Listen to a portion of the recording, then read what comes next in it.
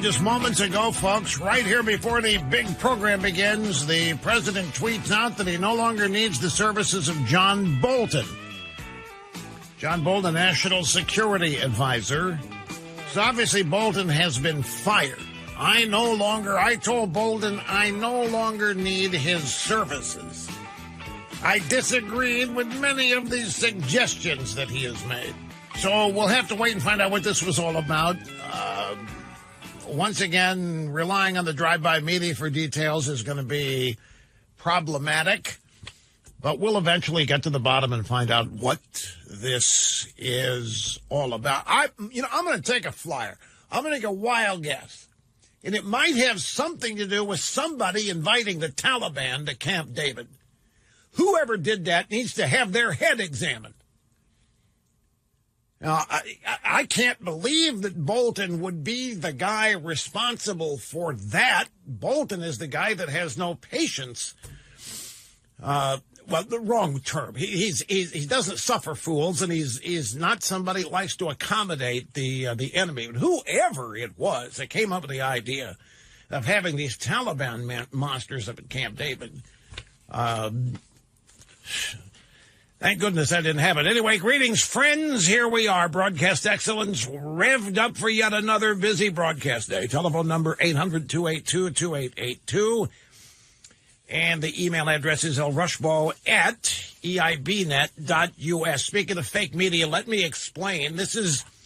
I can't say this is distressing for me to have to tell you this, but I can't hide behind this. We can't ignore this.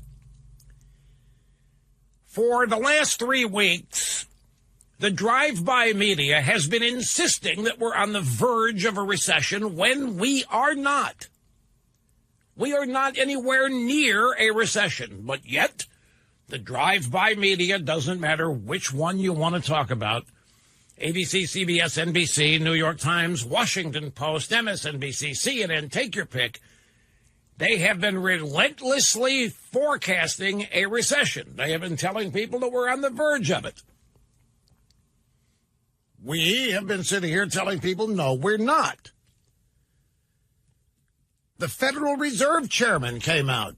What was it? Yesterday or the last Friday of last week, Jerome Powell came and said, we don't see a recession in the future in the next 12 months here at the Federal Reserve. And that should be the final authority on it. And yet the drive-by media has persisted. And so today we have a poll, ABC Washington Post poll, conducted by landline and cellular telephone September 2nd through the 5th in English and Spanish. Random sample, 1,003 adults. Margin of error, 3.5 points. The partisan division, 28% Democrat, 24% Republican, 37% Independent. And I need to stress this is not likely voters. This is a random sample. Trump approval drops by 6 points. 60% of this sample say a recession is likely. After 3 weeks of the drive-by media just lying through their teeth, guaranteeing a recession, promising one, assuring everybody we're on the verge of one, they succeed in convincing 60% of a supposedly random sample of people that a recession is likely. Here's how the story from ABC is worded. 6 in 10 Americans say a recession is likely in the next year, and as many are concerned about higher prices because of the trade war with China, helping to knock 6 points off President Trump's job approval rating in the latest ABC News Washington Post poll. And note Trump's trade war with China. Trump fell from a career high, 44% approval in July, to 38% now. And CNN has been all over this today. They just can't stop talking about it. They're orgasmic talking about it. Yeah, just like when George Bush's numbers got down to the 30s, it was breaking news every 10 minutes for 5 straight hours on CNN.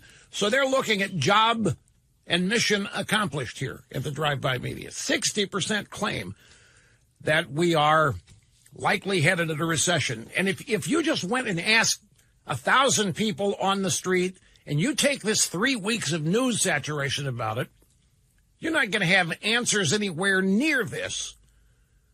Is most people off the top of their heads don't have it. In fact, I'll tell you what's going on. Most people in this country probably doing well, but they hear news like this and they think there's a lot of other people suffering. Oh, it must be bad out there. I'm doing okay, but I'm worried. Fake news leads to fake polls, both intended to scare people into making decisions contrary to their best interests. The drive-by media and the Democrat Party have made no bones of it. We had the audio somebody yesterday. They are actively rooting for a recession. They are actively rooting for an economic downturn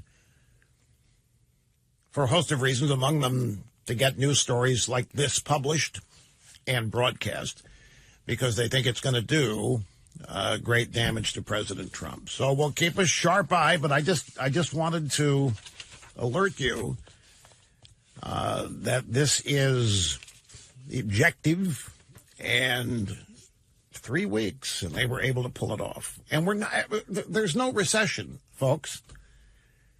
There isn't a recession. There's nobody with any serious economic credentials looking out to the future and thinks there's a recession. The Democrats did this in George Bush's second term. They talked everybody into believing there was a recession and that we were losing the Iraq War, that we should lose the Iraq War, and that we were losing the global war on terror. And it's stuff like this is why Trump refers to the media as the enemy of the people. I want to take you back. Grab audio soundbite number 7. I want to take you back to August 21st. I made a prediction on this program. This was I forget the context here. But I remember there was pressure on me to make some kind of big prediction about Congress's return, and Snerdley challenged me, or somebody did, and I came through with one, just off the top of my head, and this was it. I'm going to predict when Congress comes back this fall that Pelosi will be forced to cave, that she will be forced to end her resistance, because the entirety of her caucus is going to demand official impeachment. They had visions already that we would be on our way to a trial in the Senate with Trump under the interrogation lines. It hasn't gone anywhere, and precisely because it hasn't gone anywhere, the left is going nuts. So I think Pelosi will cave. Let me make that as my official prediction. Pelosi will cave when Congress comes back, and the Democrats will complete the trifecta of shooting themselves in the foot, and Pelosi will know it the minute she authorizes it, the impeachment of Trump, with 1 year before the election. And it is... She did. I mean, the Democrats, they've announced it. They're now going to start taking it. But remember, I made a point, I think it was last week as well, that Nadler's talking about impeachment and promising, but there has not been an official vote on it in his committee or anywhere in the House. And the reason there wasn't a vote was precisely because Pelosi didn't want to vote. The reason she didn't want to vote was the Democrats won the House in 2018 by winning a bunch of districts where Trump prevailed in the presidential race in 2016. And so the standard line of thinking is, okay, you got a lot of Trump sympathizers in these districts, even though these people elected Democrats in the House. And if everybody knows that's not because of anything other than formula. You know, the sitting Republican or the sitting presidential party always loses seats in the first midterm election after he wins the presidency. And so the Democrats know that this is largely a statistical reality coming. It wasn't totally based on substance. So Pelosi, in other words, is not thinking that the people that voted for Trump in 2016 have decided to vote against him in 2020 just because they elected some Democrats to the House. There's still Trump sympathizers. There's still Trump voters. She doesn't want to anger them by having an official vote where these new members of Congress that won in Trump districts go on record voting for the impeachment of Trump. She lost it. The Democrat caucus demanded to do this. They're going to do it. And Pelosi is going to be fretting over it. You'll not see it publicly. You're not going to see her out there at their press conference worrying about it. But privately and behind closed doors, she will be, because now these people are going to go on record with their impeachment vote, and there isn't a poll out there that shows the American people want Trump impeached. Now, this is interesting, too, because whereas the media has been able to create this myth, I mean, if we're to believe this ABC poll, by the way, which is a stretch, but if we're to believe it, 60% of their respondents think that we're on the verge of recession. That's simply because the media has been flooding the zone with that story for 3 weeks. But the media has also been flooding the zone with the fact that Trump is rotten and needs to be impeached. And there is no polling data that supports impeachment. There's nowhere near. You can't find a poll anywhere other than in specific places like a couple of blocks of New York, Manhattan, or San Francisco, Los Angeles. But in a nationwide sample, you cannot find a poll where a majority of people want Trump impeached. And that's what Pelosi's worried about. Now they've gone on record. And there's no way that this could ever come to it. There's no way that there can ever be a trial. There's not enough time. There's no way that there will ever be a conviction in the Senate. The Republicans run the Senate. And I don't care how many never-Trumpers are in there, they're not going to give the Democrats this win. They're just not going to do it. So there's no hope of anything really happening here. Plus, depending on how intense they take this, they're going to overshadow their own primary campaign and presidential campaign, which they may actually want to do if Biden ends up being the nominee. Like Hillary, the less he's out there, the better it is. You know, it was true for her. The less you heard from her and the less we saw her, the better her numbers were, and vice versa. Now, grab soundbite number 8. This is Steve Cohen. This is the guy who, I don't know, when somebody refused to testify before Nadler's committee, he went out and bought a bunch of Kentucky Fried Chicken, had it delivered in there to the committee. And he was eating it out of a bucket, trying to convey that whoever refused to testify, whoever come up was a chicken, was a coward. This guy's deranged. This guy's like he's not all there. And he was on with Fredo last night on CNN, Fredo Primetime. Question, no crimes? Not an agent of Russia, says Mr. Mueller. Everybody was supposed to respect Mueller. There's nothing here, Mr. Cohen. What are you going to impeach him over? Over 150 contacts with his campaign with Russians. They welcomed the interference. Trump even went on television. Russia, if you're listening, there was a reason he said that, because he knew they were listening. We'll find out what's in the grand jury testimony that was redacted by Barr. Trump's Roy Cohn may be the smoking gun or the arsenal or the garrison that breaks this thing free. And someday down the line, there's going to be a reckoning, and people will see that this was not only the worst president in the United States, but one of the worst human beings to ever grace this earth. They've got nothing. This is just pure, raw hatred that you hear here from Steve Cohen. He's a Democrat from Tennessee. And he's talking about Russia. If you're listening, this was Trump's joke. Trump was goosing everybody, trying to find Hillary's emails.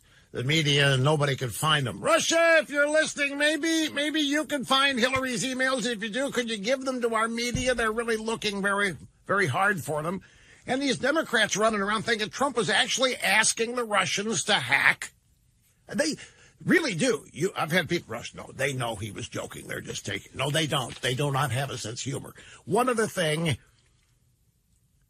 What's in the grand jury testimony redacted by Barr? Trump's Roy Cohn. Roy Cohn is somebody that you may have heard his name, but you may not know a whole lot about him. Let me give you just a brief explanation of Roy Cohn. He was a New York attorney.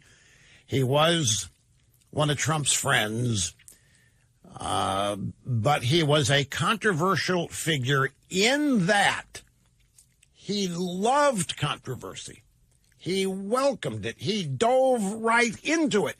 When there was controversy, he tried to amplify it. He tried to make it even worse. Because as far as Roy Cohn was concerned, whenever you're in the news, it's a good thing. And no matter what, it can lead to people being intimidated by you, scared by you. He was the exact opposite of most normal people. When controversy erupted, they run from it, they hide from it, they don't want to be touched by it. Roy Cohn welcomed it. He counseled his clients. You find yourselves in controversy, double down on it, triple down on it. Do not run away from it no matter what you do. And many people say that Trump was mentored by Roy Cohn, and it's one of the reasons that Trump does double down on things. But he's considered a scourge only because he has a relationship with Trump. And a normal ebb and flow of things, the people now being critical of Roy Cohn would actually embrace him and like him. I got to take a brief time out, folks. Sit tight. We'll be back with much more right after this. Don't go away. Bolton's statements and Trump's statements are at variance. That means they're different for those of you in Rio Linda. Bolton is saying that he offered to resign last night. But the president said, no, let's talk about it tomorrow. The president is saying he asked for Bolton's resignation. It was not Bolton's idea. So now people trying to speculate, what is this about? He's the national security advisor. And there's any number of things it could be, and there's no way of knowing. We just have to wait. It'll come out at some point. One of the things being bandied about was that Trump was offering to meet with the president of Iran. Bolton doesn't believe in meeting with Kim Jong-un. He doesn't believe in giving any of these reprobate world leaders the respect of meeting with the president of the United States. He doesn't agree with them being given that stage, that they haven't earned it, and that they're thug criminals. And Trump likes meeting with these guys.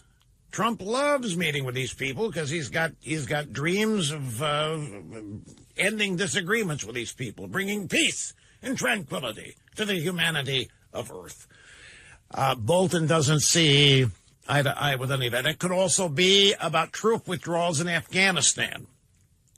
There are factions in the White House that want to get us out of there. It's been announced that we're getting out of there. We've been over there for I don't know how many years, and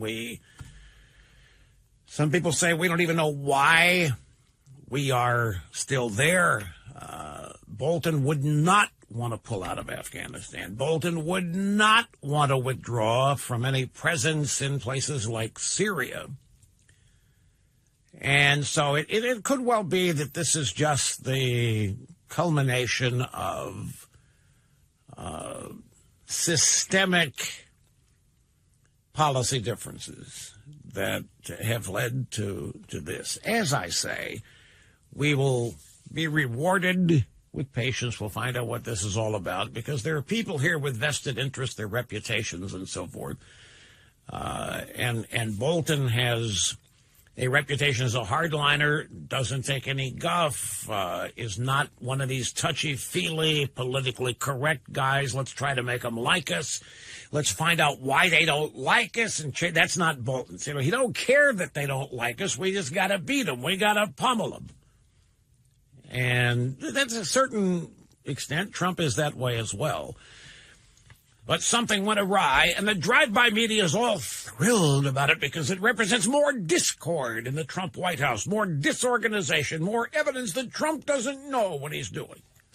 Now, the drive-by media have hated John Bolton ever since he was a UN ambassador. They've hated him, despising it. Now they're going to love him if they can position him as the good guy here. Well, now there you have it. CNN saying that Bolton was fired in part because Trump was upset, that John Bolton was upset that the Taliban had been invited to Camp David. It makes perfect sense that Bolton would be upset by that. A lot of people that were kind of confused of what the Taliban being invited to Camp David. But then again, Clinton had Yasser Arafat and the PLO and those locals there. It's not as though the world's reprobates have not been to Camp David. But Bolton would not at all be in favor of that. So it could be that, it could be Afghanistan withdrawal, Syria. Bolton is insisting that he resigned. And Trump didn't fire him, and he's trying to get that word out. He actually texted Brian Kilmeade. Bolton did. At the Fox News channel. Kilmeade was on Fox a little afternoon. And got a text from Bolton. Hey, I quit. I wasn't fired, and so forth. So this is going back and forth. Trump has also tweeted a couple things. I'm glad he did this. It's going to get lost in the flow. But he has just tweeted his absolute disgust with this ABC News Washington Post poll on the recession, calling it typical fake news, disastrous, very damaging. And he pointed out that the ABC News Washington Post poll that had him losing by 12 points in 2016 was so bad that he actually had his people call them, and they took it down because it was so bad. But his point is giving historical reference to how inaccurate the poll is. And I don't doubt it. I don't think, this.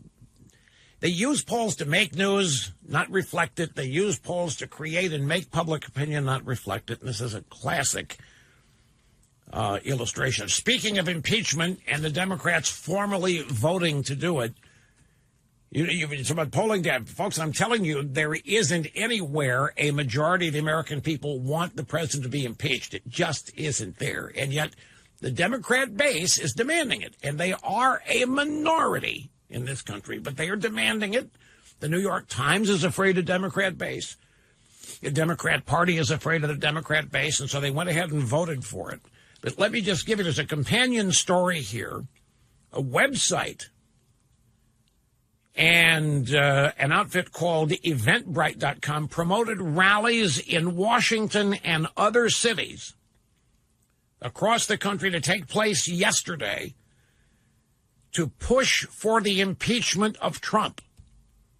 No one, not a single person showed up for the impeachment rally in Washington, D.C. The website was impeachmentaugust.org. Said the protests would take place at 11 a.m. at 1st Street Southeast. That's near the House side of the Capitol. The website states that the protest is supported by several leftist and anti-Trump groups, including Indivisible, Move On, Need to Impeach, Stand Up America, March of Truth, Common Cause, By the People, Free Speech for People, Democracy for America, Progressive Democrats of America, Credo, and Democrats.com. All of those groups sponsoring all these impeachment rallies all over the country yesterday, and not a single person showed up at the impeachment rally in Washington. It was supposed to happen at noon on the Capitol lawn below the steps, but nobody showed up. So what if all these leftist organizations planned a rally and nobody turns up there? Nobody's showing up at Joe Biden's rallies. There are very few people showing up at Pocahontas's rallies. There isn't any enthusiasm in the Democrat Party other than the lunatic drive-by base on social media. But when it comes to actual warm human bodies showing up and demonstrating enthusiasm for any of these Democrat candidates, you need a microscope to see it, telescope. Meanwhile, Trump's rally in North Carolina last night was another classic.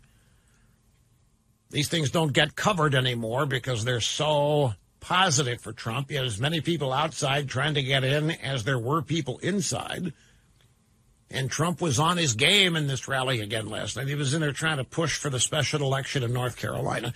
I just have to tell you, this is going to be a real tough thing for the Republican to win this because of early voting in North Carolina. The Democrats got a couple years of name recognition, already campaigning for this seat. It's not permanent. Whoever wins this is going to have to run for re-election again in a presidential turnout year. This will not be anywhere near a presidential turnout. It doesn't matter that drive-bys are saying that this, and how many of their special elections have there been? And they've all been cast as a referendum on Donald Trump for 2020. There have been a couple in Georgia, that pajama boy candidate they have, forget his name, Ossoff, is that his name? What was it, Ossoff? What was it? John Ossoff. Yeah, this guy moved 2 different times to run in 2 different districts. Failed. Running again. This guy runs special election. Every one of these special elections, a referendum on Trump. That's how this one's being set up as well. And all of it, folks, continues to be wishful thinking. All of it is nothing more than a dream that the Democrats and the drive-by media report as reality. Let me grab a quick phone call here. This is Jill, Seal Beach, California. Great to have you on the EIB network. Hi. Oh, good morning. Thank you, Rush. You bet.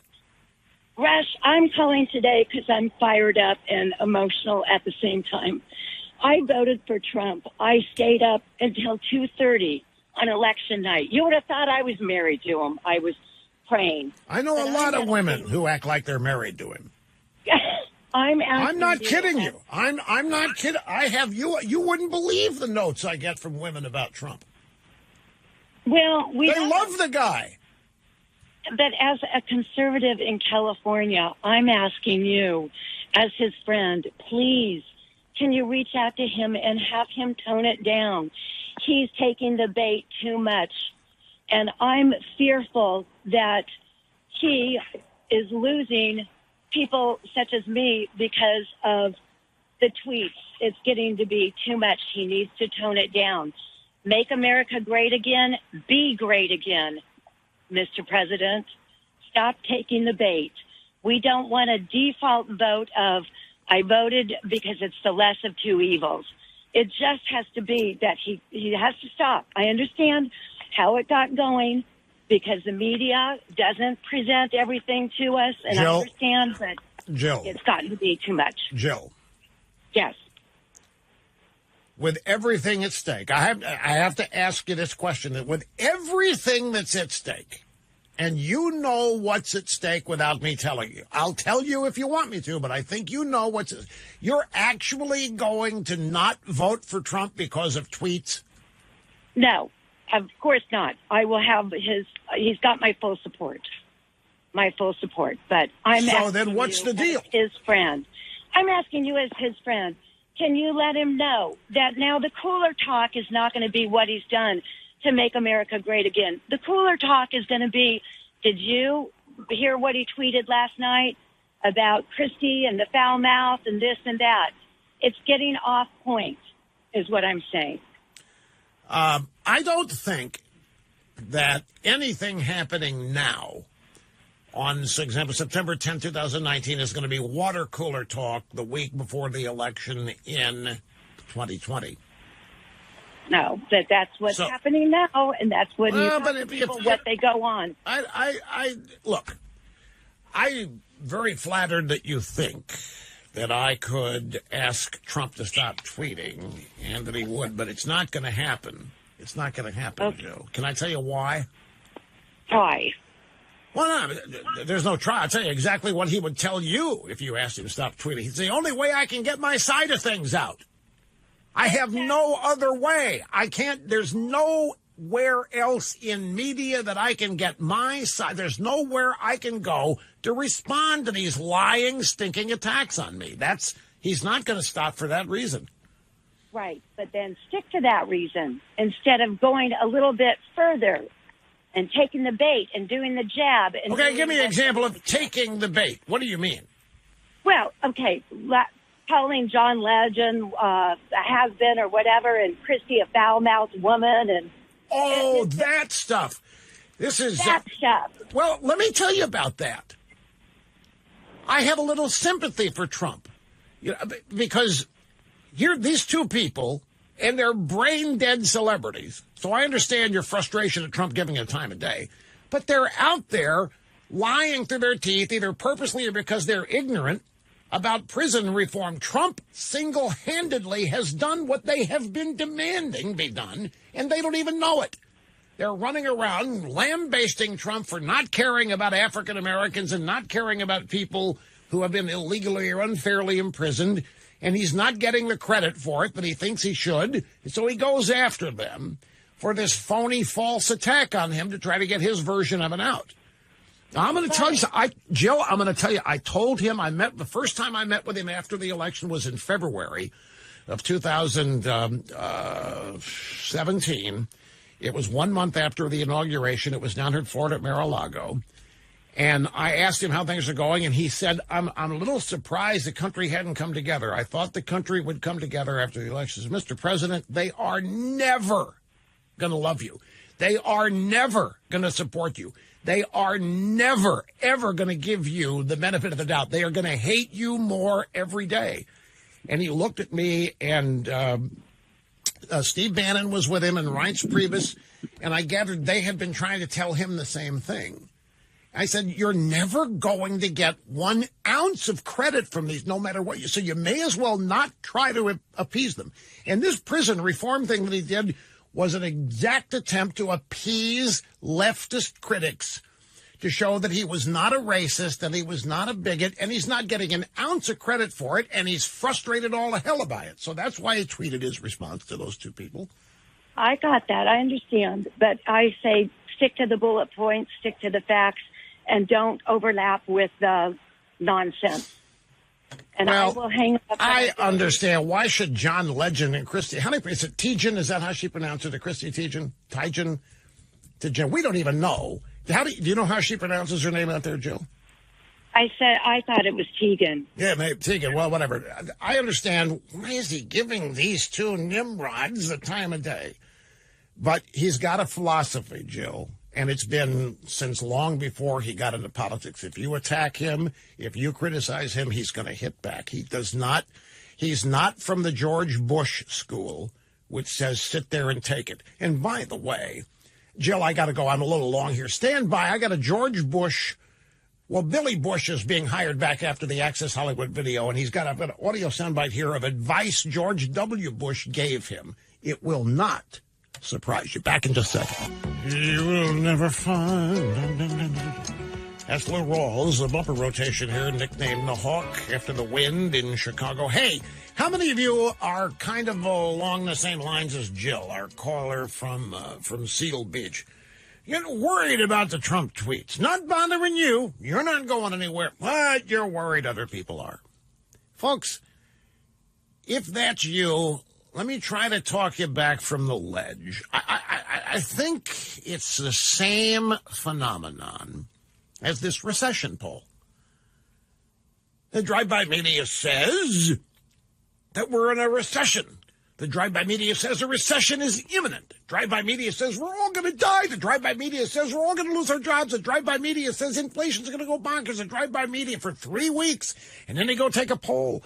And surprisingly, or not, 60% of the respondents, I think we're going to have a recession. People don't know in and of themselves whether we're going to have a recession or not, but they've heard it on the media. Even people who are doing well, they're not concerned about a recession, but man, it must be bad out there. I feel bad. Other people must be suffering. It's the same thing here. Jill, I would predict, is not worried so much about the tweets as much as she is worried that other people are worried about Trump tweeting. She's not going anywhere. You heard me. I asked her. I said, you really going to abandon Trump because of tweets, given everything? No, I won't. But she's concerned that other people will. And this is another thing. Who is leading the Stop Tweeting brigade? That'd be the Never Trumpers, right? And the Democrats and the drive-bys. It's so unprecedented. They don't like Trump tweeting precisely because he's pushing back against them. I think we need Trump's tweets more than ever, folks. I don't think it's time to dial down the tweets. I don't think it's time to dial down anything that got Trump elected. Stop panicking over what you think people are doing or thinking or are going to do because of what you see in the media. If you voted for Trump, you know what's at stake, and you're nowhere near abandoning Trump because of his tweets, then you've got to figure everybody else is like you, not unlike you. You're not alone. You're not the only person thinking what you're thinking. You're not the only person not abandoning Trump. It's very few who are, if any. Now, here's Billy Bush. Billy Bush, famed for being in the Access Hollywood video with Trump, where the Democrats thought it was the end of Trump, and Trump survived it, and they still haven't gotten over that. Billy Bush is going back to work after a hiatus after that. He was at CBS this morning, and Gayle King interviewed him. He's I guess the program's called Extra, what he's entertainment access time shows. Anyway, Billy Bush, didn't George W. Bush, your cousin, call you? Didn't he call you after all this? What did your cousin George W. Bush tell you? He called me and said, "You're not laying in bed, are you?" Were you in bed? And I was like, "Get out of bed." No. Why would I be laying in bed? And I said, "Should I do this? Should I do that? I'm so mad. I should fight back. I should do this." And he said, "Nope. Just, take what they give you and walk away and work on you." Take what they give you and walk away and work on you. Now, what that means is ignore it. It didn't happen. Don't let it define you. Continue to work on yourself. Be interested in yourself. Be the best person you can be. Don't respond to that garbage. Take what they give you. That's exactly what happened in the Bush administration. It's exactly what happened. They took whatever the media and the Democrats dished out and continued to focus on their agenda, their policy. And I thought you'd be interested to hear that. Got to take another brief timeout as time races on. It seems Rush Limbaugh. Back in a moment. Okay, brief top of the hour timeout here on the EIB Network. Got to catch my breath here, folks. I've been rapid fire speaking out there with no stuttering, by the way. Back in a moment. Yeah, once again, greetings to you, music lovers, thrill seekers, conversationalists all across the bountiful fruited plain. Nowhere near a recession. Fruited plain. I am your host, a highly trained broadcast specialist and highly instinctively talented broadcast specialist, Rush Limbaugh. A household name in all four corners of the world. We are not going to obsess over the firing or resignation of John Bolton. The rest of the drive-by media is doing that. We'll figure out what happened when. Big scheme of things, it's not on the top of our list. Greetings and welcome back. Great to have you. 800-282-2882 if you want to be on the program. Are you getting a lot of calls when people want to weigh in on Trump's tweeting? Good. Because I think there's a lot of projection going on with it. I think this is so classically, psychologically explainable. The drive-by media, like it or hate it, they still have a tremendous amount of influence. They start talking about a recession every day, every hour for 3 weeks. They're going to convince people that the recession is right around the corner. Then they're going to go take a poll, ostensibly proving it. If you get enough people, primarily Republicans and never Trumpers on TV, I hate Trump's tweets. He really doesn't need to be doing this. It really would improve things. That's going to affect people. And dyed-in-the-wool Trump supporters never would abandon Trump, but they're going to get worried that other people might, rather than using their own knowledge of their own selves and their own confidence in Trump, that they're not going to abandon Trump. They will nevertheless be afraid that other people might be persuaded to leave Trump because of the tweets, despite the fact they never will. So continue to rely on yourself. You're the best focus group analyst you can come up with, not the drive-by media. Don't let them affect your mentality or your opinion or your psychology. Now, folks, as you well know, the American flag is the most fundamental, apolitical symbol of our country and its history. Our flag represents so much. It represents independence from tyranny. The flag stands for and represents unity, freedom for everybody. It represents ingenuity, strength, perseverance. The American flag in its original rendition by Betsy Ross, an American hero. She was an early leader in business and in design. And there is no earthly reason why Betsy Ross should be politicized or belittled, and there's no earthly reason for the American flag to be either. Betsy Ross isn't political.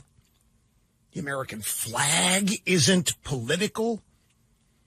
The very idea that people want to politicize both is kind of sick. It's kind of absurd. And I'm just going to tell you something. You know what? It's a sign of weakness, and it's a sign of people who I think are grasping. I think the Democrats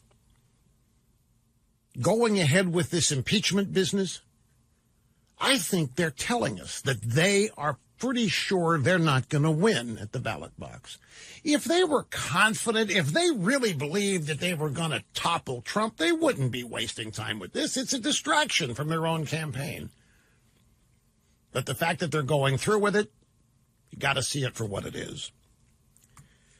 Well, I think throughout the country, the left is reeling. You just don't get that picture because it's not reflected in the drive-by media.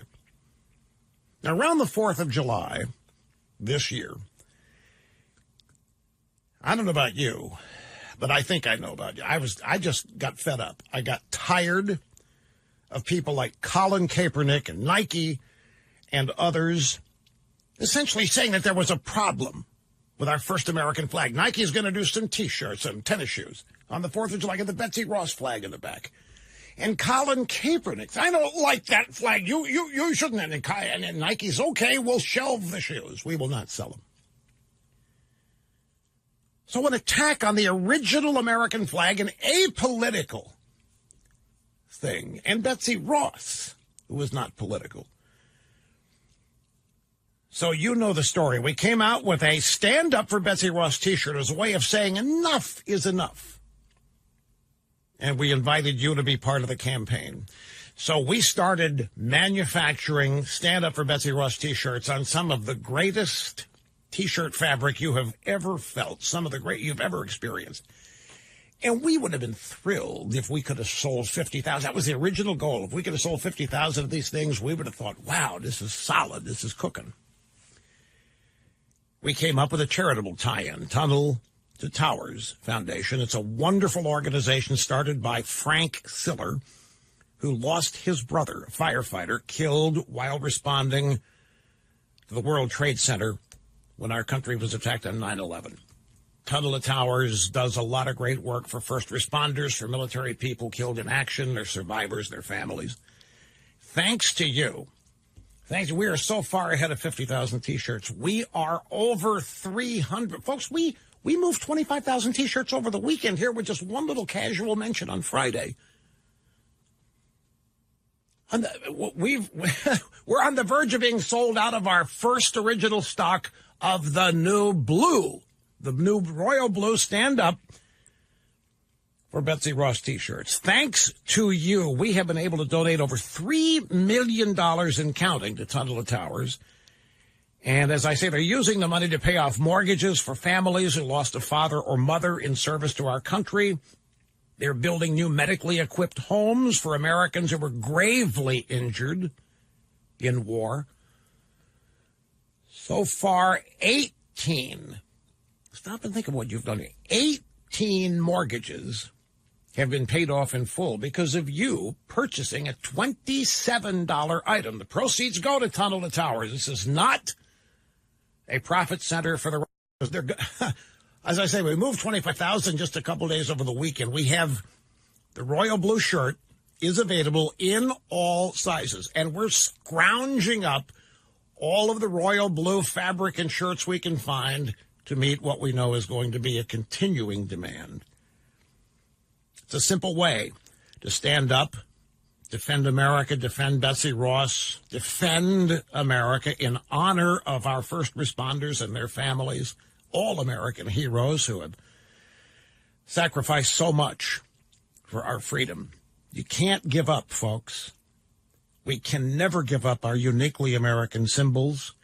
We cannot give up our fundamental patriotic institutions. We cannot give up or allow the dilution of the foundational building blocks of the greatest country on earth.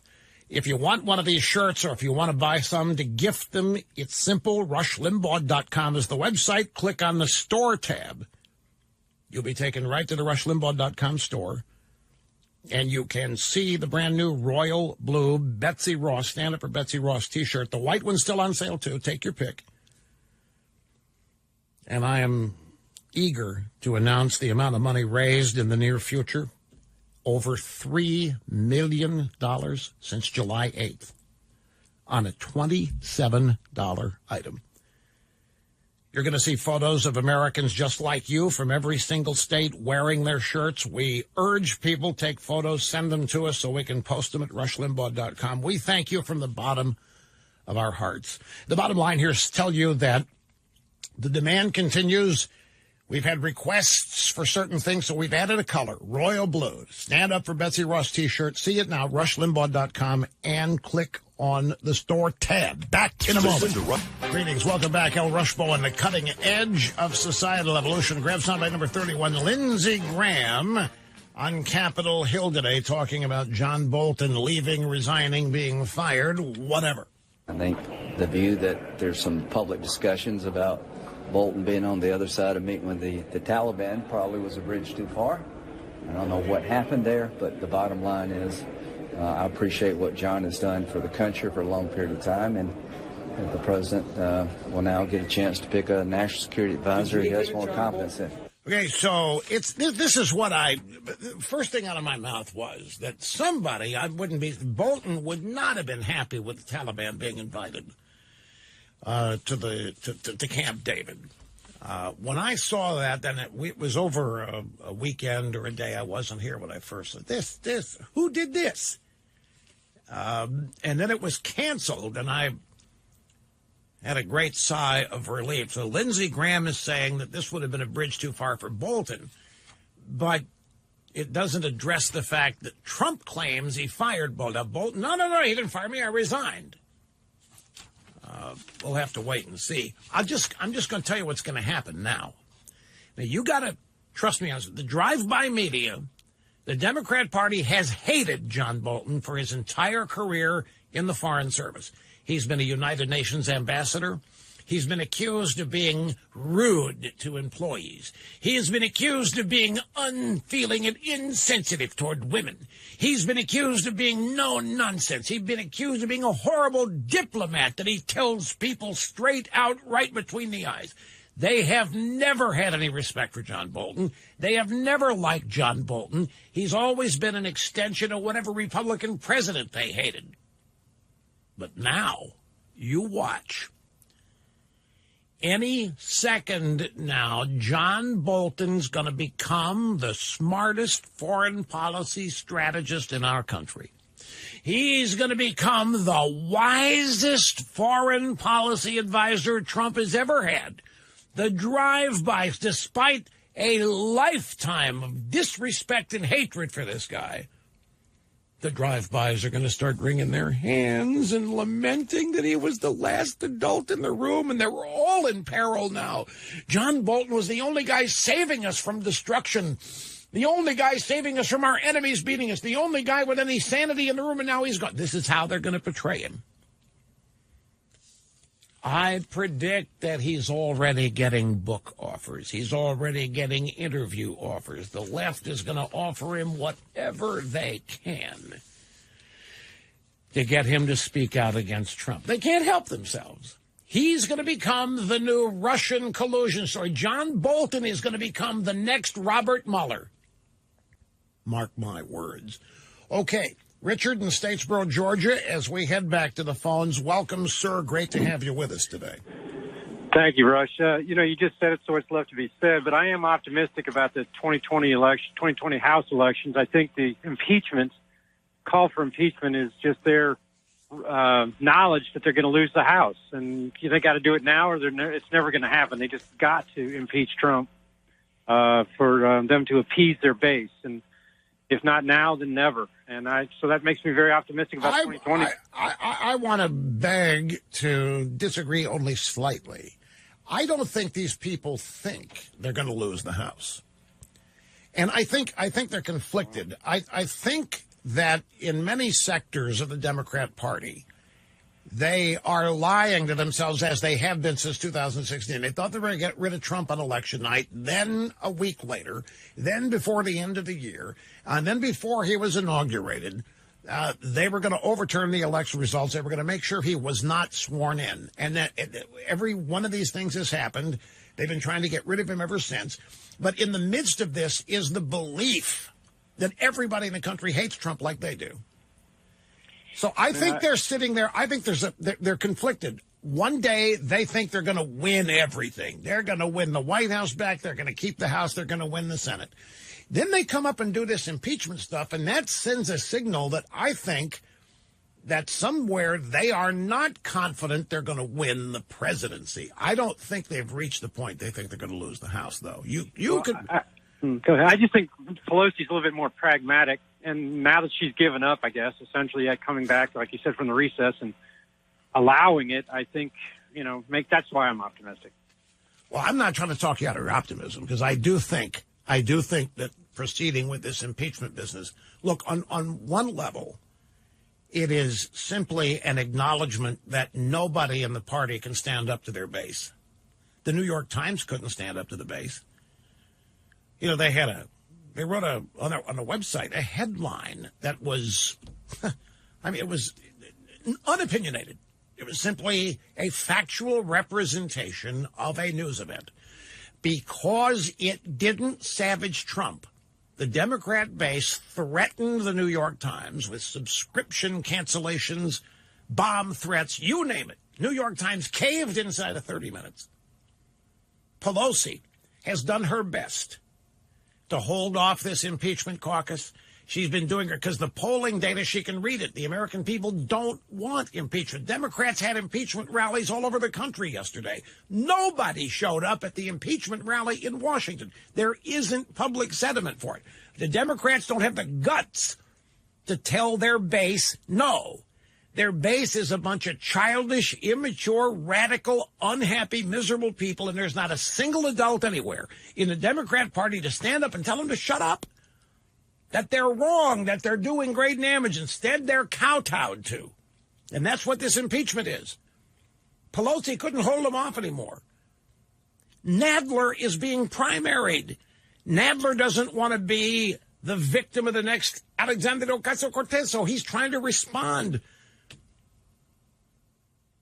Nadler is suffering the same fate as that old white-haired 88-year-old guy, Joe, whatever his name was, that Alexandria Ocasio-Cortez beat in the primary. Nadler's being primaried. He doesn't want to go the same way that old white-haired Democrat guy went. So he's trying to send a signal that he's as radical leftist as the rest of them. So they're going to do this vote. They're going to force their members of Congress to go on record here. But I think, presidential level, I think doing this, we, for all intents and purposes, we're a year out. There's no way this can end before the election. There's no way. There's no way there's going to be a trial in the Senate. And if there ever was, there's no way there's going to be conviction. There is no way that this is going to force Trump out of office. Yet they're doing it anyway. I think it means that they, in the deep, dark corners of their dark hearts and minds, I think they are very, very worried. I mean, they can see their primary candidates. They can see there's no enthusiasm. They can see there's no crowds. Raising their hands. Yeah, I think free health care for every illegal. How are you going to pay for it? We're going to raise taxes on the middle class. How much? Well, it's going to cost like $2 trillion, so you figure it out. Meanwhile, people are fleeing. I saw a story on Fox today. People are fleeing New York, and they're fleeing New Jersey. You know, upper middle class people moving to Florida can save $70,000 a year on taxes by not having state and local taxes in New York. You might say, well, there's no big deal. Add that up over 10 years. You move, add it up. People are fleeing. They're taxed out. And here come the Democrats promising free health care for illegals. Nobody else is being promised free health care, paid for by middle-class tax increases. They can see this happening. They can see there's no enthusiasm for the front runner, plugs Biden. I think the handwriting's on the wall for them. Back here in just a moment, folks. And we are back. Rush Limbaugh in the fastest 3 hours in media. New York Post has a story today, a new study by the University of Georgia. Now, keep in mind, the leftists are infiltrating Georgia. They're infiltrating North Carolina. The Yankees are leaving New York, New Jersey. They're moving to Georgia. They're moving to Florida. They're moving to North Carolina. And they're bringing the things that are forcing them to leave their states with them. They're leaving their states because of the high cost of liberalism. What are they doing? They're going to Georgia and North Carolina, and they're recreating the same political systems by electing the same destructive people that drove them out of New York and New Jersey, and in some cases, Illinois, in the first place. At any rate, a new study by the University of Georgia found that teenagers who do not date are less depressed and fared better or equal to their dating peers. Fared better what? The study found that adolescents in junior and high school, or middle and high school, who were not dating were far from awkward misanthropes. They had good social skills, and they were not very depressed. So what are we supposed to take from this? Don't date, just hook up. Want sex, go do it. Don't bother dating anybody. Don't go to the prom. Don't ask anybody out. Don't go pick them up. Don't meet the parents. Just hook up. You'll be less depressed. You'll be more satisfied. And you'll end up not being socially awkward. You won't be rejected. See, dating, you get rejected. You know how many times men are told no? Yeah. Yeah. And women have no problem saying no. They have none.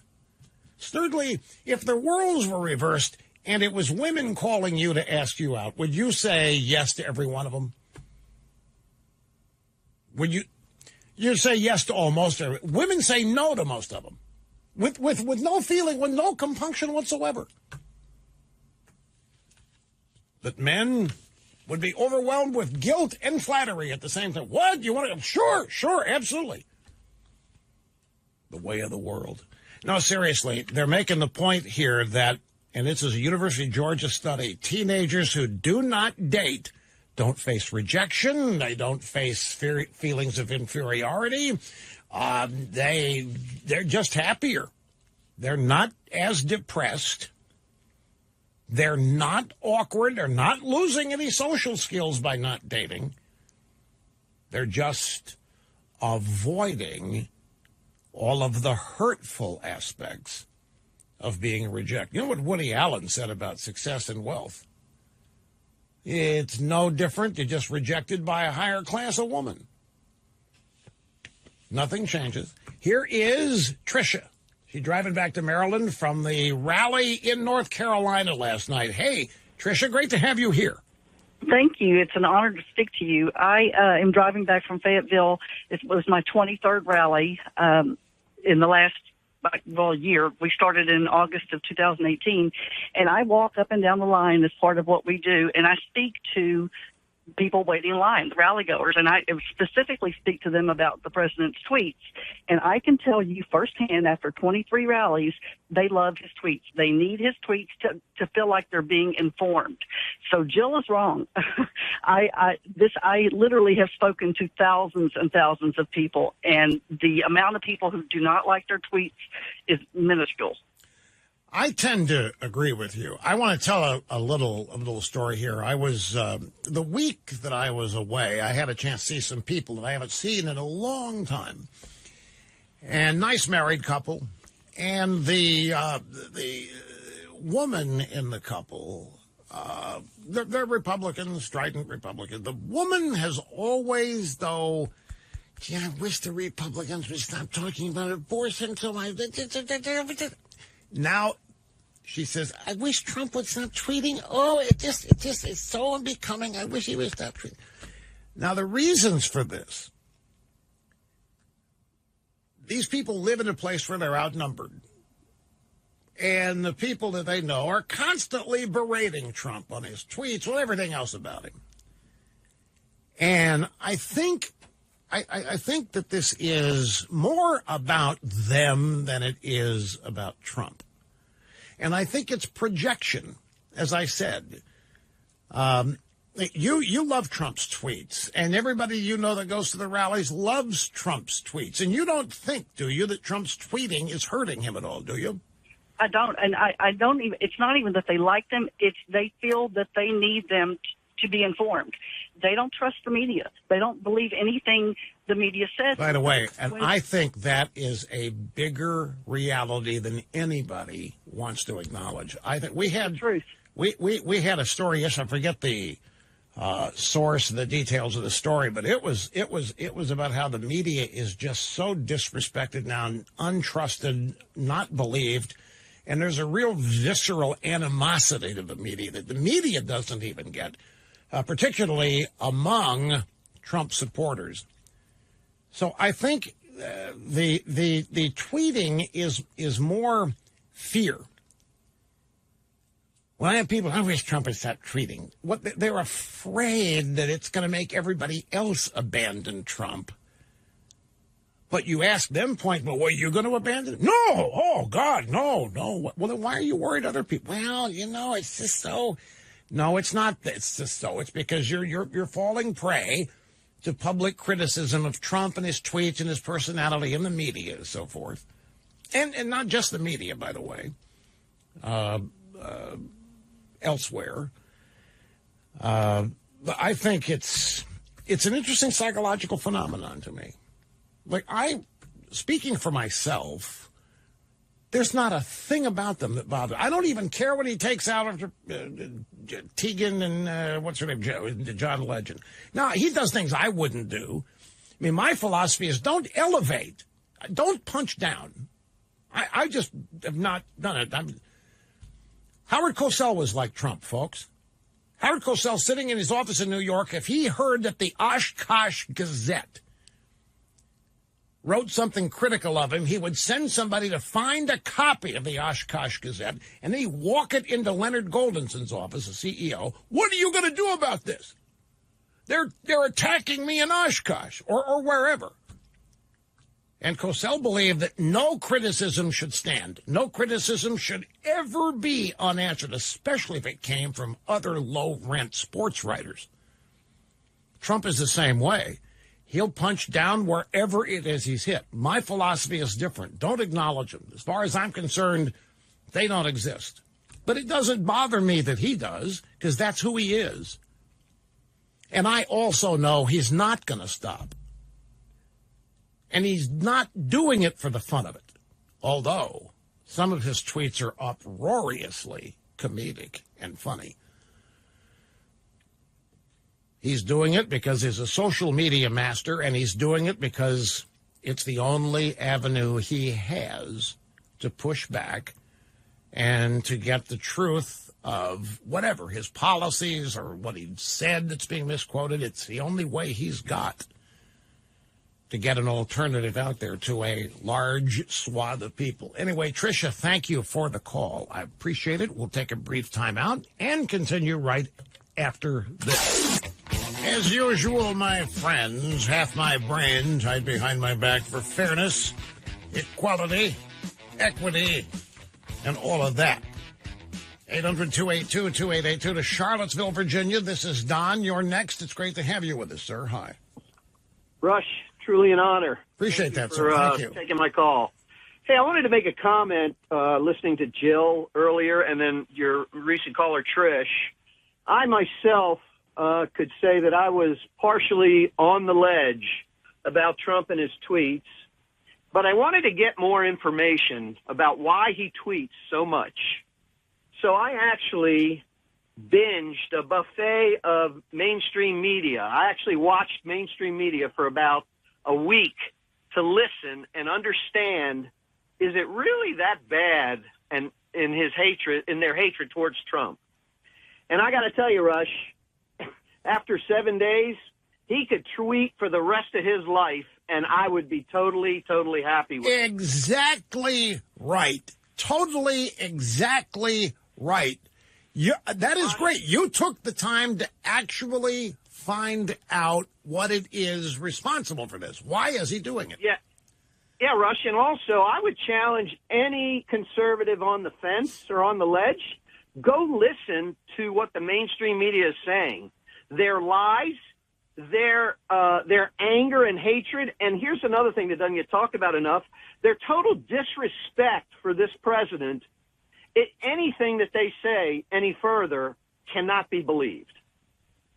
Well, amen. This has been my take on them even before Trump, but it is intensified. Now, I just want to explore something. Let's go back before you took the time to listen to the drive-bys. What was it about the tweeting that made you nervous or made you think he should tone it down? Well, he would tweet sometimes when inconsequential people would tweet, he would send a tweet back. Right. And I'm fine with tweets that were coming from certain individuals in the mainstream media, but people that really, to me, were so inconsequential and had no meaning whatsoever when they were saying what they were saying outside of their hatred for him, I always wondered, why does he need to dig in the ground? And, Rush, let me also comment why I think he's doing this now. He's doing this because he doesn't have an outlet like the mainstream media, but I believe now that every time he's tweeting for me and the American people. He's fighting back because he needs to make sure we understand the truth. So it was the punching down that you didn't get. You didn't understand why he would give small fry the acknowledgement of their existence or even a second of his time. Yeah, that's it. Yeah, absolutely. And it piled up, just like you said earlier. You had made a comment earlier that if you hear it enough times, the negativity, you start to wonder. And that's what happened. But hell, you start to believe it. Everybody, I mean, I run into people all the time who are as educated, informed, and sensitive to media bias and lies as I am. And they fall for it nevertheless. They'll send me a story. You see this? How can Trump be doing this? I said, wait a minute. Do you not? Oh, yeah. Oh, I'm sorry. Look, even the wisest among us, even the most experienced, it's an amazing phenomenon. I've got a guy, an Apple fan. He knows that the tech media hates Apple. He knows it. He knows they lie about Apple as much as they lie about Trump. So there was a story anti-Apple a couple of weeks ago, and this guy, can you believe Apple's doing it? I said, Bobby, you know that this is not true. Why are you? And he had to catch himself. My God, you're right. My point is, it happens to everybody. If it happens to even us, who are deeply immersed as daily students, imagine how it impacts the casual attention payers of drive-by media. It's something that has to be fought every day. People need to be reminded every day.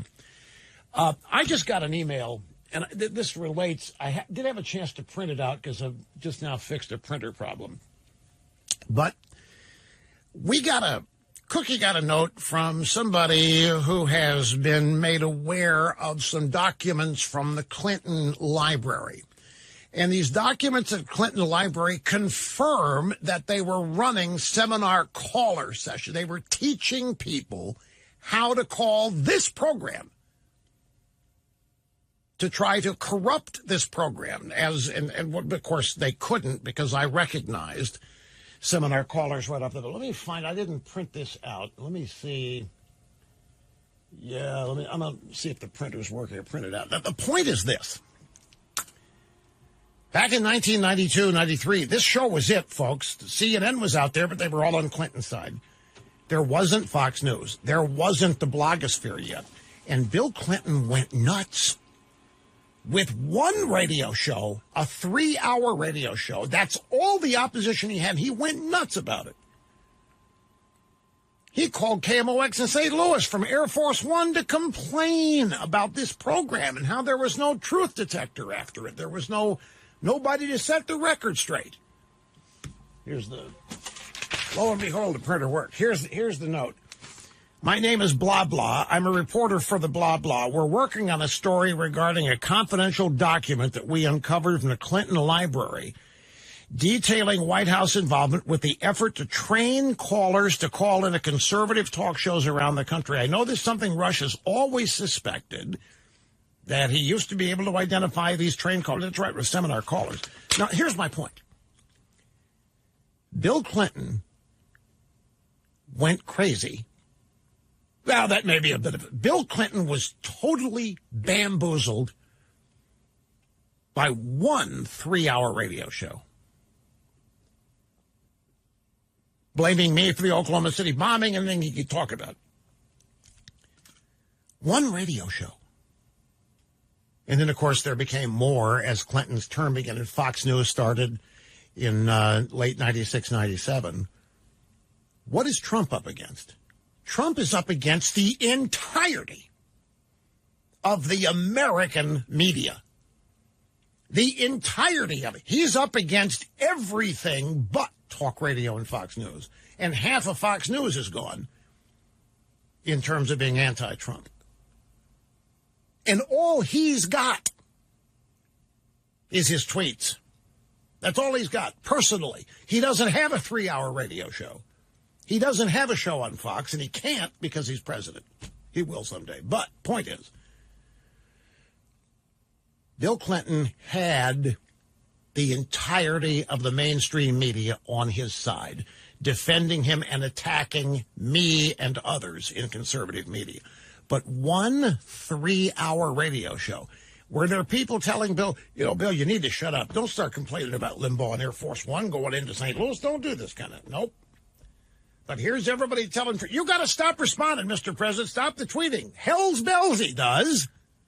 He's up against an entire industry. Bill Clinton was up against one radio show for the first 2 to 3 years of his administration. First-term presidency. One radio show. Then the other talk shows sprang up in the blogosphere, and it became a full-fledged effort. But one 3-hour radio show ticked off Bill Clinton.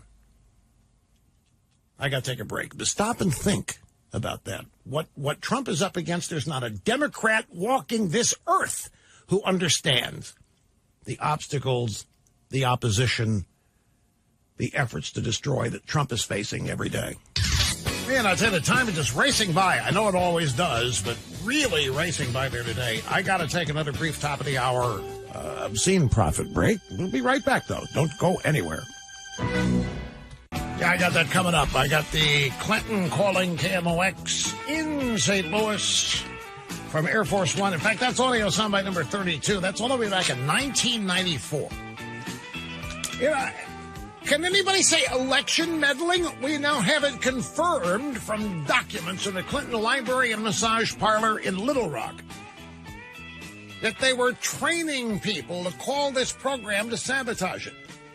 Seminar callers. You know it. You've been listening here a long time. You've heard of these seminar callers. I can still spot them. They're still out there. When they happen to sneak past Mr. Snerdley and some of our guest screeners. I mean, they stand out like a sore thumb. And can anybody say election meddling? I mean, they were meddling in the election, trying to sabotage this program. It had a political identity. But again, I just want to stress to you folks, Bill Clinton was upset by one radio show, a 3-hour radio show. There isn't a Democrat alive who has ever had to endure what Donald Trump has had to endure every day since the 16th of June, 2015, when he announced. There's not a single one of them. There's not a, much less a Republican who could put up with any of this. Here's Clinton. He phoned into Charles Brennan, Charlie Brennan Show, KMOX St. Louis. He was heading into St. Louis, opening, I don't know, a new bus route, train route, new train station, some such thing. And he actually called KMOX on the morning show on the way to St. Louis. He was on Air Force One. After I get off the radio today with you, Rush Limbaugh will have 3 hours to say whatever he wants. Would you like to leave a message? I won't have any opportunity to respond, and there's no truth detector. You won't get on afterward and say what was true and what wasn't. It's a 3-hour radio show. So here's Trump. Trump is in the same situation, except he's not facing this 3-hour radio show. He's got the entirety of the American news industry. The totality of the American news, and his response to it is to tweet, to try to set the record, to correct the record. And for all of you that are made nervous by it, get over it, because he's not going to stop it. And he's going to continue to punch down. I'm sure there are people on his staff telling him, you need to ignore John Legend. Who really cares? But he's not going to ignore people that are lying about him. He's going to push back. Now, grab soundbites 3334. Mike Pompeo, Secretary of State, at the White House today, had a little meet and greet with reporters along with Steve Mnuchin, the Treasury Secretary. And one of the questions a reporter asked Pompeo, did John Bolton get fired or did he quit? And did he leave the White House because he disagreed with you in particular over talks with the Taliban? I'll leave to the president to talk about the reasons he made the decision. But I would say this. The president's entitled to the staff that he wants at any moment. This is a staff person who works directly for the president of the United States, and he should have people that he trusts and values and whose efforts and judgments benefit him in delivering American foreign policy. It's what, as cabinet member, Secretary Mnuchin and I try and do each and every day. And when the president makes a decision like this, he's well within his rights to do so. So the next question, Secretary Pompeo, were you two, meaning you and Mnuchin, were you blindsided by what happened today? That Bolton's no longer with the administration? Was it news to you today? I'm never surprised. Well, let me ask you this. And I don't mean that on just this issue. And I think Secretary Mnuchin would say the same thing. We work very closely with the President of the United States. I think we have a pretty good understanding of how he's thinking about things. I think you'd agree, Stephen, at nearly all times. And so, our mission says not to talk about these inner workings and the palace intrigue that I know you are so curious about, but rather to talk about the things that matter to American foreign policy. So we really don't know any more now than we did, other than Bolton is gone. The media is going to fall in love with him after a lifetime of hating him. He is going to become the most reasonable foreign policy advisor any president's ever had. You wait. Book offers, TV show offers, and it'll be interesting to see how Bolton reacts to that, because Bolton knows who the media is, and he knows what they're dealing with. Now, there's some things going by the wayside here that I need to grab back. Some things from the stacks of stuff today. Now, this is a little story from thehill.com, and let me share with you the headline. Trump wins 60% approval in rural areas of key states. Now, I'm mentioning this to you because we have a fake news poll out there from the ABC News Washington Post polling unit, which says that Trump's approval rating has plunged to 38%, and that 60% of the American people believe we're on the way to a recession. Now, that would mean they'll extrapolate that to say that Trump's administration is cratering. The American people think he's ruined the economy. If we're heading into a recession, they're going to try to create the news story that the American people have soured and lost confidence in Trump. We're in the middle of one of the most robust economic rebounds ever. It puts the Obama 8 years to literal shame. And what's the drive-by media doing? Creating fake news and fake polls about a phony, non-existent, can't see it anywhere recession. Trying to convince people who are living improved lives of prosperity that it's all phony, that there's going to be a recession, they're going to get fired, they're going to lose their savings, it's all on the brink of being destroyed. So in light of that, here's this story from thehill.com. President Trump's job approval rating in rural areas of the Rust Belt and the Great Plains is at 60%. Markedly higher than his job approval rating nationally, according to a new poll commissioned by Democrats. A Change Research survey sponsored by the American Federation of Teachers and One Country. It's a group with ties to Heidi Heitkamp, North Dakota. 60% of voters from non-metro counties, Colorado, Michigan, Minnesota. These are blue states, folks. 60% of voters from non-metro counties, Colorado, Michigan, Minnesota, Montana, North Dakota, Ohio, Pennsylvania, Wisconsin, West Virginia. 60% approval numbers. This is not insignificant. This is totally dazzling. This is the Trump base. The Trump base is expanding, is what this is. All of these states voted for Trump in 2016, with the exception of Colorado and Minnesota. Michigan, Pennsylvania, Wisconsin went red in the 2016 election for the first time in decades. This stands in direct opposition to this fake news poll from ABC Washington Post that Trump's approval number is now 38%. If you survey New York City and Chicago and Newark and Los Angeles and San Francisco, yeah, you can get those numbers. And they are random numbers. They're not even likely numbers, likely voters. So I wanted to share that. And a reminder, that is Democrat polling data. Speaking of the Democrats and their presidential primary, story here from the Washington Examiner. The headline of this story, Hillary Clinton Part 2. Democrats fear that Biden could be a ghost of losers past.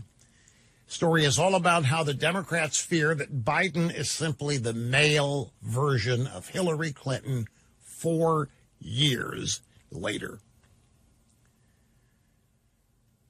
Democrat activists in the first primary state worry, this is from Manchester, New Hampshire, that if Biden is the nominee, he could lose the 2020 election for some of the same reasons that Hillary lost in 2016.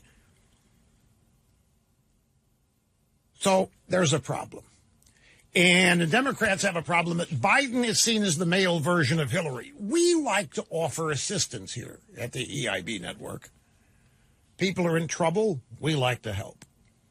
So I have some helpful solutions for the Biden campaign, because when a problem exists, I offer solutions. I have some slogans for the Biden campaign. Biden, America's great-grandfather. Biden, third time's the charm. Biden, his best days may be behind him like Obama said America's were.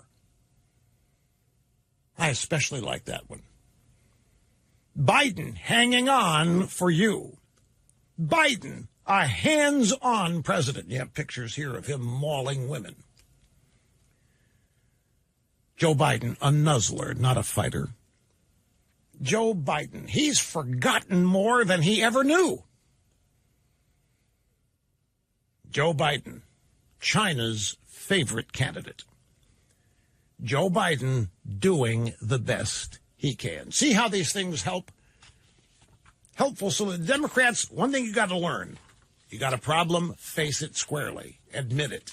Only then can you overcome it. Try this. Washington Free Beacon. Headline, Kamala Harris agrees with the editor at Salon.com. Police officers just harass and take up space in poor communities. Kamala Harris acknowledged Salon's editor-at-large was right about cops after he claimed they just harass and take up space in poor communities. Harris's campaign released a 31-minute campaign video yesterday that included Kamala Harris speaking with black leaders about the U.S. criminal justice system. Near the beginning of the video, the Salon.com editor, a guy named D. Watkins, criticized police officers and their role in poor communities. Quote, we shouldn't have to acknowledge their trauma because they're paid to be there. We live in these places. Police officers have historically not been held accountable because they protect and serve the rich. And then they just harass and take up space in poor communities. I don't see any type of big shift happening with the one term because it's like a cultural thing. Kamala Harris watched this and nodded her head and said, right.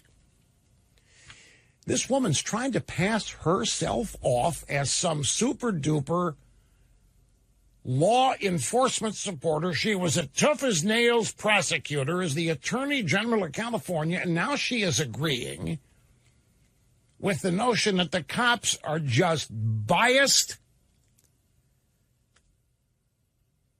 harassing people and taking up space in poor communities. I'm telling you, folks, there is no way anybody is going to be elected president of the United States thinking this or saying this about American policemen. Oh, you might have Colin Kaepernick saying it. You might have a bunch of sports media echoing. I mean, you might have a bunch of this and that, but you don't have a majority of people agreeing with it. This is the exact kind of thing that irritates people and ticks them off, and it's why Kaepernick doesn't have a job. The police are not the bad guys. And I just, you know, these people, these politicians, they're just, wherever they think they are, nod their heads in agreement if that's what they think the crowd of the moment happens to believe. How hard would it have been to stand up for the cops? I guess she couldn't do that. She had a drive-by media editor, Salon.com, ripping into the cops. I guess it would have been too tough to defend the cops. Hell, she's just a former attorney general from California who bragged about all the people she put in jail. She brags about all the people she kept in jail. She brags about all the people she denied parole. So how hard would it be to defend the cops?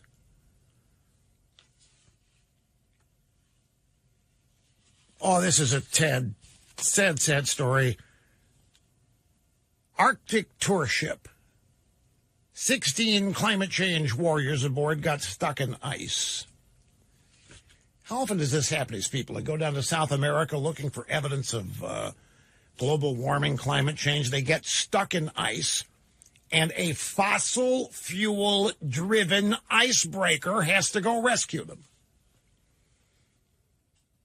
Maritime.net reports that an Arctic tour ship carrying a climate change documentary film team and several tourists ran into some ice last week. They've been shooting a documentary about climate change and melting Arctic ice. I'm not kidding you. The MS Malmo, Swedish-flagged ship cruising off Longyearbyen Svalbard archipelago, halfway between Norway and the North Pole when it got stuck in ice. 16 passengers had to be airlifted to safety using fossil fuel aircraft under challenging conditions. According to Maritime.net, 7 crew members remained aboard the ship as they awaited assistance from the Coast Guard, also powered by fossil fuel ships. Does the name Richard Rahn ring a bell? R-A-H-N. Oh, come on, it does. He's a guy that used to be on C-SPAN. See if it's CNN. Back in the 80s, Eye Patch. Mr. Peggy Noonan. Was married to Peggy Noonan for a while. He has a piece at the Washington Times, untouched by climate change reality. For years, Cassandras have predicted that doomsday is at hand. It is a great piece. I'm going to have to give you some pull quotes from it, but I got to take a break now. So hang on. That and your phone calls and more are coming up on the EIB Network. Okay, let me give you just a couple of pull quotes from the piece here by Pete Ron, because, folks, this is so right on the money. This is adult in the room kind of stuff. So here we are up against climate change, a bunch of people scared to death of fossil fuels which have improved the quality of life, the length of life, lifespan, the standard of living. They have enabled us to even better clean up the messes that we make, the environmental messes. Fossil fuels revolutionized the human experience on Earth in every which way you can imagine. Now they are painted as evil, destructive, the end of the habitability of the planet. It's absurd. It's ridiculous. It's embarrassingly dumb. We wasted billions of dollars chasing climate change rainbows, but we've also slaughtered thousands of people every year since Congress mandated CAFE standards. Slaughtered thousands of people because of CAFE standards that turned our cars into plastic and aluminum death traps to make them lighter for fuel efficiency. Ironically, the CAFE standards were hysterically passed to decrease our reliance on the Middle East for oil, but they're now basically meaningless since we are energy independent from any foreign nation thanks to fracking.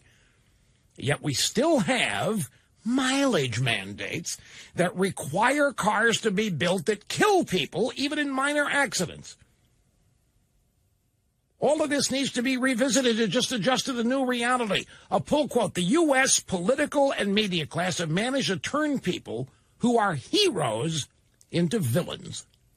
For years, the fact that the United States was dependent on less than savory foreign countries was viewed as costly and dangerous.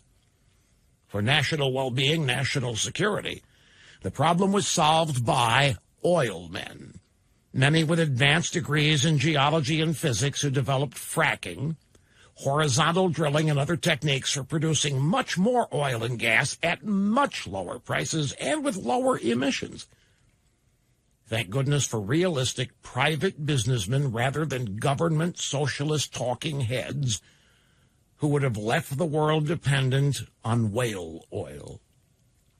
Another pull quote. For decades, the global Cassandras have been telling us we have only a limited number of years or it'll be too late. In 1989, the claim was that doomsday was 11 years away. The year 2000 came and went without the required actions and nothing changed. This past week, CNN held a 7-hour forum where the various Democrat candidates for president presented their solutions to the climate crisis. Every one of them had a different cost estimate for their solution, as well as a different number of years before the world comes to an end. Again, as you recall, it did in 2000. Both the cost numbers and the years to the end seem to have been untouched by reality. Untouched by climate change reality. Nothing they have predicted has come close to coming true. But what I like about the CAFE standard story is absolutely true. They're mandating people drive around in death traps, cheap little plastic, aluminum things. But more, the people who invented fracking, who created the methods to cheaply, economically get oil, are indeed heroes. They are not the villains. They're not destroying the planet. We are ass backwards on the way we look at this. Okay, let me ask you what you think of this. There was a ceremony at the White House honoring first responders from Dayton, Ohio, for the shooting. The mayor was not invited. Trump did not invite the mayor of Dayton, Ohio, but a lot of cops, police chief, first responders were invited. Do you think that's a mistake? Should the mayor of Dayton have been invited? Now, well, let me tell you something. The mayor was on CNN routinely berating Donald Trump as somebody who didn't know what he was doing, as somebody who was responsible for this because of his lackadaisical attention to guns and so forth. She just joined the chorus of the drive-by media. She's a Democrat, I guess. I don't know. She just joined the chorus of criticizing Trump. Now, the Trump shouldn't tweet brigade would probably say, Rush, you've got to rise above it. He's president. She's a mayor. Dayton is being honored. She should have been there. Others will say, what right does she think she has to be there? She spent every moment of TV time she had trying to criticize and rip Donald Trump and blame him for something he had nothing to do with. So why should she be there? What is your take on it? I'll guarantee you, any other politician would have had her there. No way would they choose such an occasion to send a signal. But Trump, you attack him, you are not going to be overlooked. You're not going to be ignored. You're not going to be given the benefit of the doubt. You're going to be recognized for what you are, a critic, somebody who doesn't like him. So why should you be invited? So this mayor, I think, is on CNN talking about whatever she thinks about it. What do you think about it? You look for a new mattress when the one you have just doesn't work anymore. For some reason, could be it's lumpy, could be it's old, could be you've heard about something better. Whatever reason, you start looking for a new mattress. And when it's time, when that time happens to you, when you start looking for a new mattress out there, think Boll and Branch should be at the top of your list to check out. Our good friends at Boll and Branch have put the same kind of emphasis on quality and comfort into their mattress as they have with any of their products, if not more, given how important this purchase is. I mean, people keep mattresses for years. It's not something you turn over every year or two. I mean, some people do, but most people don't. So when you buy one, it's a significant expense. It better be right. You're going to stick with it. Now, the Boll and Branch mattress, handmade here in America, made to order. They're not stacked on top of each other in some warehouse. They make yours when you order it. No assembly line here. It's assembled with 5 layers of materials to assure comfort, more than 1,000 coils to make it firm, to ensure a great night's rest. Now, when you order the size that you want, they'll ship it to you within a couple of weeks, arriving at your home with white glove delivery service. It comes with a 100-night money-back guarantee. Means that you got 3 months to try it. If you don't like it, if it doesn't meet your expectations, you call the white glove guys to come get it, to take it back and refund your money.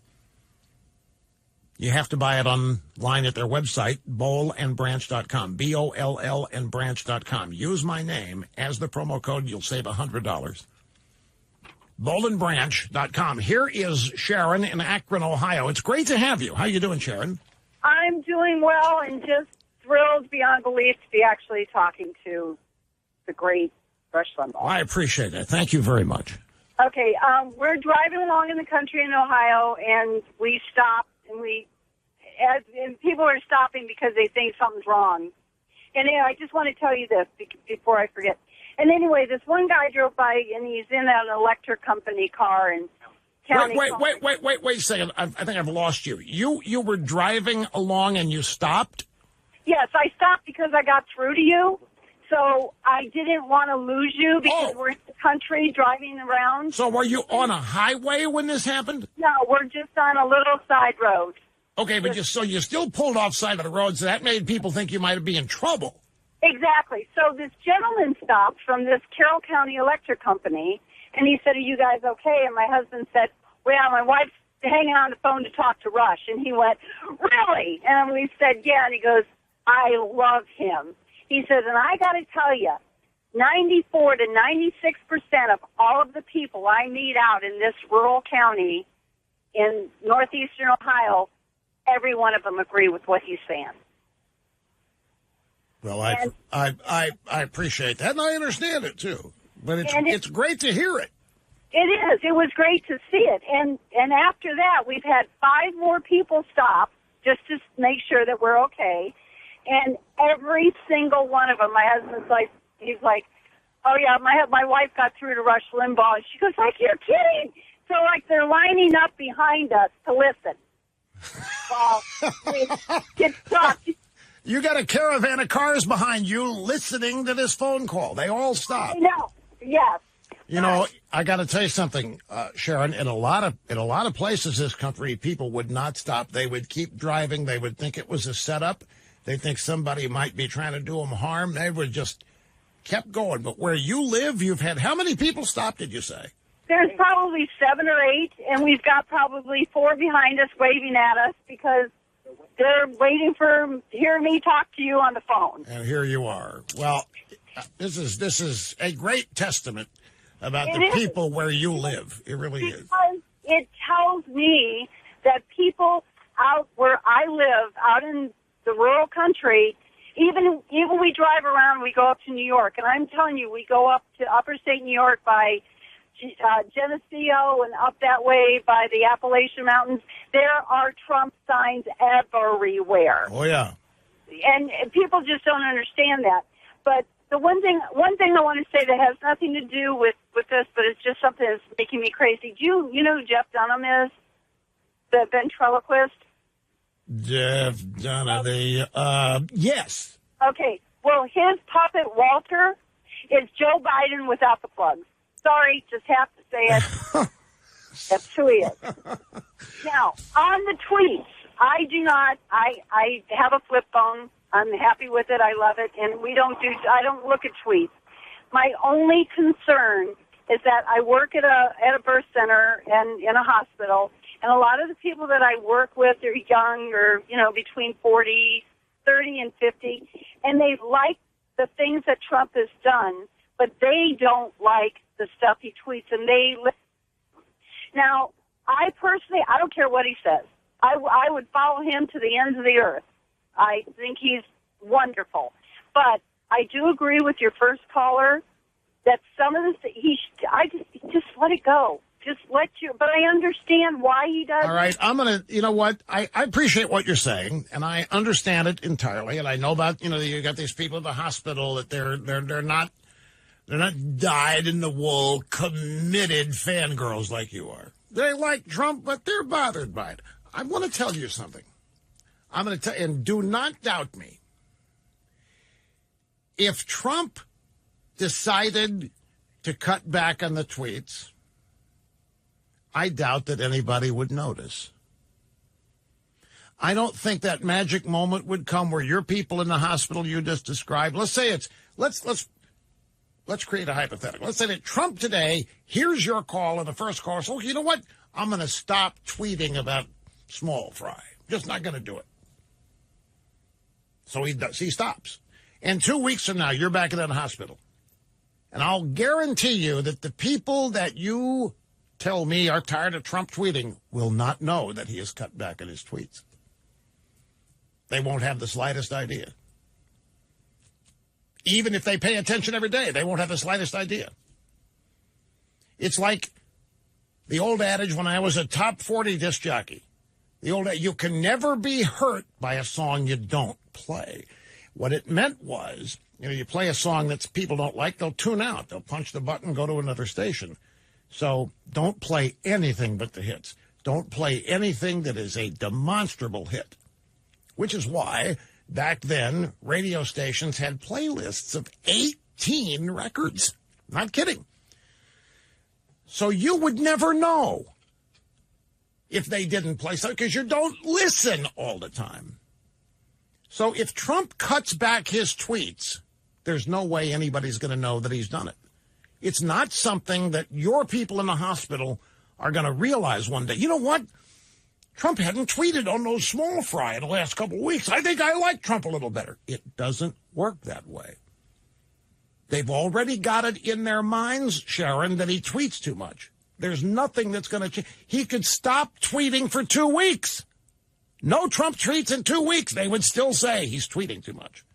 It's already registered in their brain that he tweets too much. Something else I've learned. You can't let other people run your life. You can't, in my business, I can't let anybody else tell me what I should talk about here. I have to be the judge, and I am. And if I care about it, I do. If I don't care about something, I don't bring it up. There's not enough time here. Trump cannot start listening to all of these various opinions on too much tweeting, not enough tweeting, stop tweeting about small fry. Can't satisfy anybody this way. It's not possible. He's got to continue to be who he is. It got him elected president. They failed in every coup attempt to take him out. He's still there. He's still implementing his agenda. He's still president of the United States. He's still dealing with the Chi-Coms. He's still attaching tariffs to their goods coming in. He's still firing people like John Bolton. He's still president. They have not taken him out. If he stops tweeting, Kellyanne Conway's husband's not going to all of a sudden start liking him. If he stops tweeting, the never-Trumpers are going to say, you know what, the guy stopped tweeting. I think I like him now. It doesn't work that way. And you know it as well as I do, Sharon, as do the 4 to 5 people lined up in cars behind you. It just doesn't work that way. And it's true of anybody. Let's say there's a quirk in your personality, Sharon. I'm sure there's not, but let's say there is that some people just don't like about you. and you stop doing it because you've heard that a couple people don't like it, they'll never know you stop doing it. It's already in their minds that you do. You have to tell them, no, I stopped that. I don't do that anymore. Oh, I didn't notice. Well, okay, good for you. But they're still going to think you do it no matter what because it's in their mind. It's like a mind notch. Are you saying it's impossible to change Rush? No, but I'm telling you it's going to take a long time for people to realize you've changed on something like this. How many people read every Trump tweet? How many people know of every Trump tweet? What about Trump's tweets do people think because they actually read them? Or do they think Trump tweets too much because they hear other people complain about it? It's a dangerous road to go down because everybody has to be who they are. You have to be true to yourself. It's very hard to do because a lot of people have inferiority complexes or doubts about themselves. A lot of people don't like themselves. They're always trying to compromise and do what this person says, do what that person. This is the Republican Party. Oh, you hate me for this? Okay, I'll change. I'll be for open borders. Republicans are still hated, aren't they, by the way? Back in a second. A little long. Don't go away. It often takes a burglary in your own neighborhood before you think about installing a home security system. And it's true of a lot of things, but really true in this. You truck it along just fine, and a house in your neighborhood gets robbed. Oh, no! We've been targeted. So then you start looking. It doesn't have to be that way. Home security is a purchase a lot of people put off. I mean, it's a priority, but not top of the list, because it's expensive. It's time-consuming. It's a commitment. There's lots of hassle involved. You roll the dice that you're not ultimately going to need it. But it's not that way anymore. None of that's true with Simply Safe. Simply Safe changed all of that when they introduced a system with no wires. That means, I can't tell you how much. It means you can put it in yourself. And I'm kidding. You don't need to know a thing about tech to be able to put sensors on doors and windows or on a wall or somewhere in a room to detect motion. You really don't. You can do this in less than an hour. Or if you want somebody else to do it, that can be arranged. But with no wires to run, that's why it's Simply Safe. No need for an installation crew. No need for a site survey. That alone reduces the cost and the time. Simply Safe protects every door, every window, every room you want protected. Every sensor and motion detector connects to a base station by Wi-Fi. And then if you want that to connect to the cops, buy the monitoring service. That's only $15 a month. No contract, not 50, 15. And if you have that, and if you have an HD camera, if there happens to be a break-in and your system is triggered, guess what? The cops have instant access to that camera to watch what's going on without worrying about false alarms or any of that. I mean, it really is state-of-the-art. The system is so smart and advanced that you're kept informed by the phone app. You know at all times what's going on at your home after you leave. If your home is not yet protected, and you can do it in an apartment, folks, a condominium. It doesn't have to be. You have to be a full-out homeowner. Look at it all at simplysafeusa.com. That's the website. And if you buy, you'll get a $100 HD camera tossed in El Fribo. simplysafeusa.com.